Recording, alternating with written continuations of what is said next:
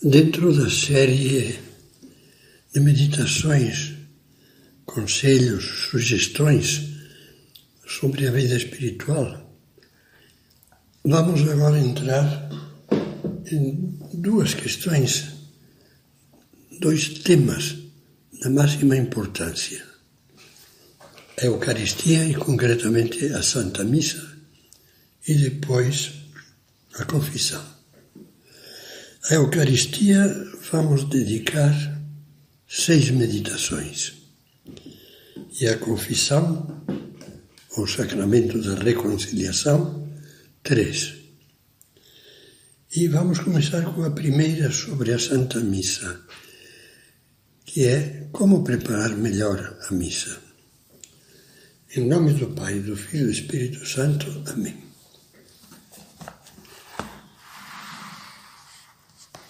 Vamos perguntar-nos como amar e viver cada dia melhor a Santa Missa. Com certeza muitos de vocês têm esse desejo, querem participar da missa com mais fé, com mais amor, com mais fruto. Como é que eu vejo a missa? Essa é a primeira coisa que temos que nos perguntar. O que eu vejo na missa? O que é a missa para mim? Talvez nos ajude a achar a resposta imaginarmos agora que já foi descoberta a máquina do tempo, sobre a qual fantasiaram tantos romances e filmes. Ajudado pela máquina, você consegue recuar 2000 anos. E de repente se encontra em Jerusalém no ano 33 da nossa era. Com imensa emoção, nota que está ocupando um lugar à mesa do cenáculo, na sala onde Jesus está neste momento instituindo a Sagrada Eucaristia, e ouve da boca dele essas palavras: isto é o meu corpo que será entregue por vós. Este é o cálice do meu sangue que será derramado por vós. Simultaneamente, no mesmo instante, você se acha no Calvário, ao pé da cruz, junto de Nossa Senhora e de São João. E escuta como Jesus diz, pouco antes de morrer: tudo está consumado. E ainda, sem nenhum intervalo de tempo, você está de novo no cenáculo e vibra com os 11 apóstolos, porque Judas já se foi, radiantes de alegria porque acaba de se apresentar ali Jesus vivo, ressuscitado, e lhes mostra a você também as chagas das mãos e dos pés, enquanto lhes diz: não tenhais medo, sou eu mesmo. Visto num filme, lido num grande romance, isso seria fantástico. Acontece, porém, que não estou falando nem de filme, nem de romance, nem de ficção científica. Falo de uma realidade, de uma tremenda e total realidade que talvez você viveu muitas vezes sem reparar, por desconhecimento ou por fraqueza da fé. Porque isso tudo que acabo de dizer acontece de verdade todas as vezes que você assiste à Santa Missa.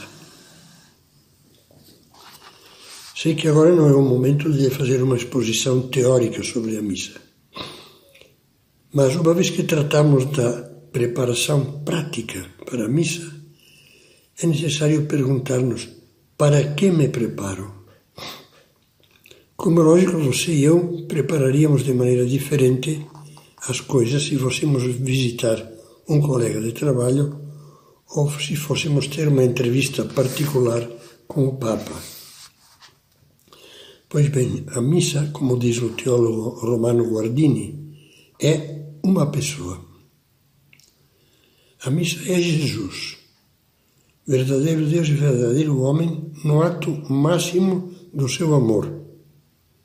Naqueles momentos em que, como diz São Paulo, se entregou pelos nossos pecados e ressuscitou para a nossa santificação.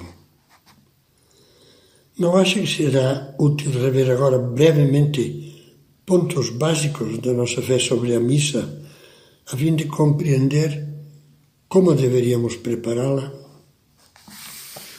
Eu leio no compêndio do Catecismo da Igreja Católica que a Eucaristia é o próprio sacrifício do corpo e sangue do Senhor Jesus que Ele instituiu para perpetuar pelos séculos o sacrifício da cruz, confiando assim à Igreja o memorial da sua morte e ressurreição.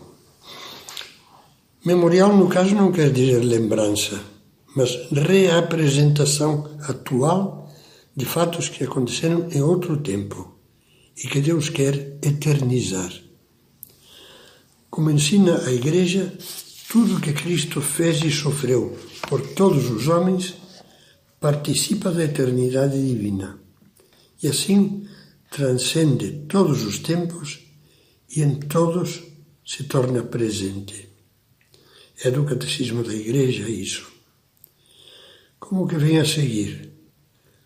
Quando a Igreja celebra a Eucaristia, a Santa Missa, memorial da morte e ressurreição do seu Senhor, este acontecimento central da salvação torna-se realmente presente.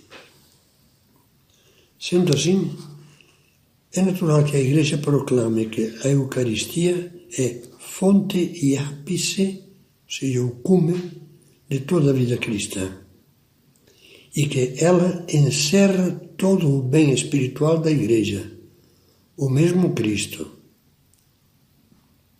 Você vai à missa?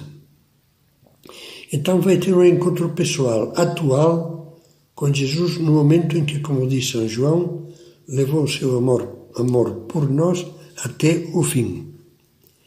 Está indo ao encontro de Jesus vivo, que o espera entregando-se agora na cruz por você, dando-se agora a você como alimento de vida, esperando agora por você vivo, com o coração cheio da maior loucura de amor que se possa imaginar.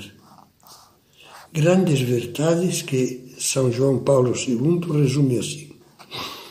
O sacrifício eucarístico, ou seja, a missa, torna presente não só o mistério da paixão e morte do Salvador, mas também o mistério da sua ressurreição, que dá ao sacrifício a sua coroação. Por estar vivo e ressuscitado, é que Cristo pode tornar-se pão da vida, pão vivo, na Eucaristia. Então, como preparar-nos bem? Será que todas as vezes que você vai à missa se prepara para isso que meditávamos agora? Não.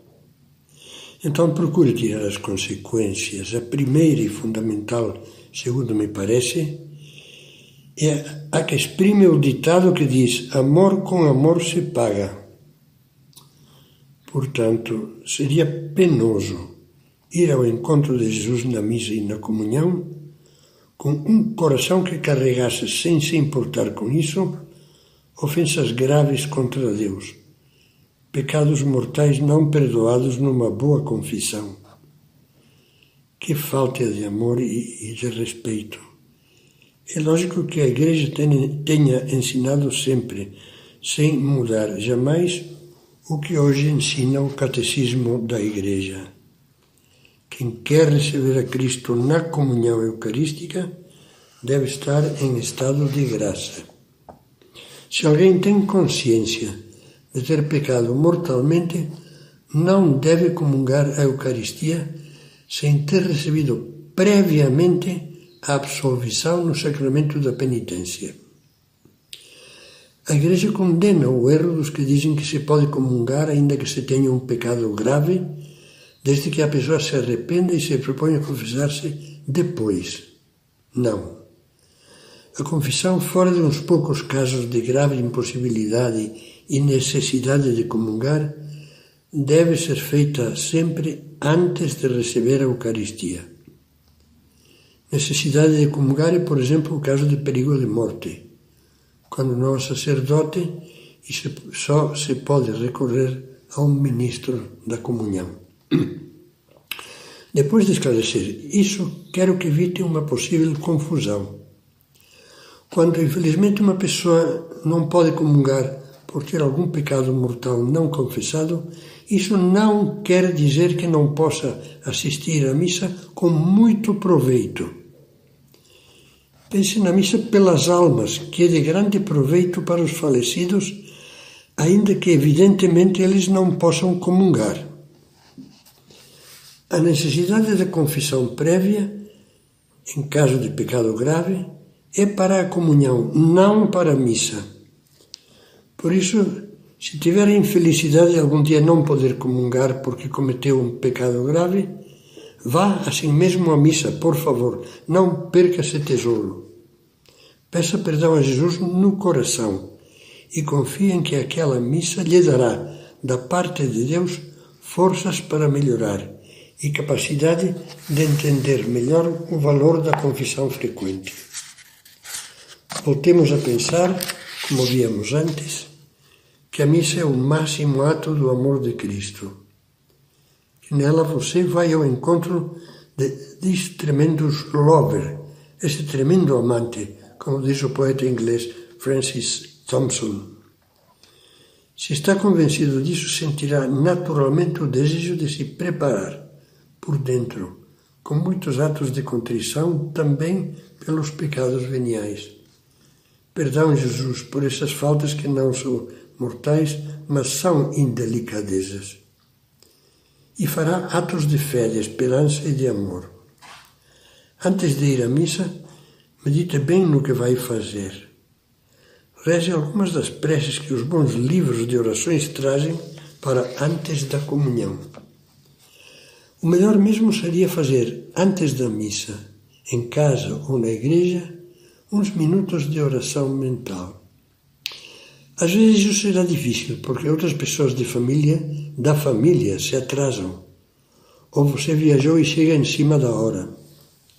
Mas sempre se pode conseguir um pouco de recolhimento interior e dizer breves orações a caminho da igreja. Antes lhe falava da diferente preparação que deveríamos fazer conforme fôssemos simplesmente encontrar um colega ou fôssemos visitar o Papa. Pois bem, na missa e na comunhão, nos espera, nos acolhe, vem a nós alguém infinitamente maior que qualquer outro ser humano, por importante que seja, Jesus, Deus e homem. Seria lógico irmos a Ele, ao encontro dele, relaxados, estou perguntando, usando por comodismo uma bermuda, camiseta e chinelos, ou no caso das mulheres, vestindo um tipo de roupa ou de escassez de roupa que em nenhuma hipótese ousariam usar numa visita ao Papa? Então repito o que antes lhe dizia. Lhe dizia, tire as consequências. Por agora acabamos aqui.